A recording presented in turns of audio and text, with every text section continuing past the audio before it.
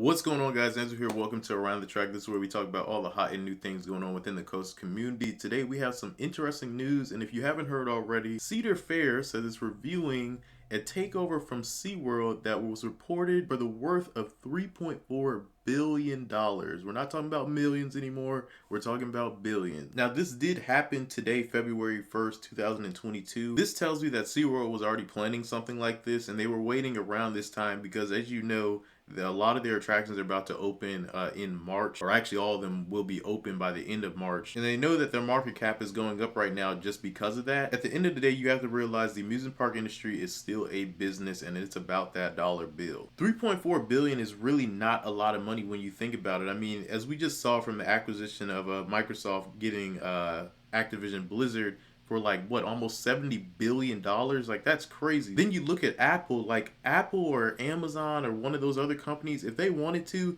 they could have been bought Cedar Fair and probably Seas. Actually, not probably, they could have bought Cedar Fair and Seas combined and still had plenty of money left over. We were talking about this in the Drunk Riders Discord about how if this could be a monopoly, but really when you think about it, it's not a monopoly at all. When you see how much Disney owns, this is nowhere near that. We're talking about $3.4 billion. Yes, that's a lot of money, obviously, but in business terms, this really isn't much. But I imagine if they had to probably set about 5 to 7 billion, I think Cedar Fair would have done this honestly with really no question. At that point, you're over evaluating the company, but obviously they see the potential in them having all these parks. Off the top of my head, I don't even know the amount of parks that Cedar Fair owns right now. I think it's definitely over 13. If you include the water park, it's over like 13. Okay, I definitely was wrong. I just searched it. They have 17 parks and 11 of resorts. I'm gonna go ahead and name them all for y'all. You can see it on the screen already. So we got California's Great America, Canada's Wonderland, Carowinds, Cedar Point, Dorney Park,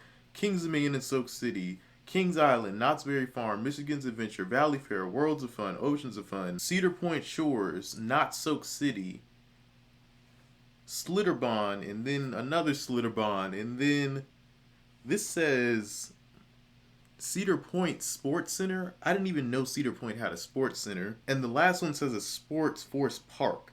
The places to stay are just a bunch of hotels. I'm not going to name all those, but you get the point. They own a lot. And if Seas was to get all of this, I don't know how well this would go down. I imagine they would definitely sell at least a couple of the parks like Valley Fair or Michigan's Adventure. I couldn't see them wanting to keep those parks just because they're going to look at how much they make and they're probably going to be like, what's the reason why we even have these? But they would probably keep it just to say they have all these places anyway. But Slitterbond too, like, y'all don't realize Slitterbond is a huge water park that Cedar Fair just bought them maybe a couple years ago. What we do know is that they are considering doing this deal. So this was reported first by Bloomberg. I was on CNBC website just because theirs didn't have as much ads. I will leave it all in the link description below if you want to really get into the details of the whole situation. That's going to conclude this video. Let me know what you all think of this in the comment section below. Don't forget to like, comment, and subscribe, and until next time, peace out.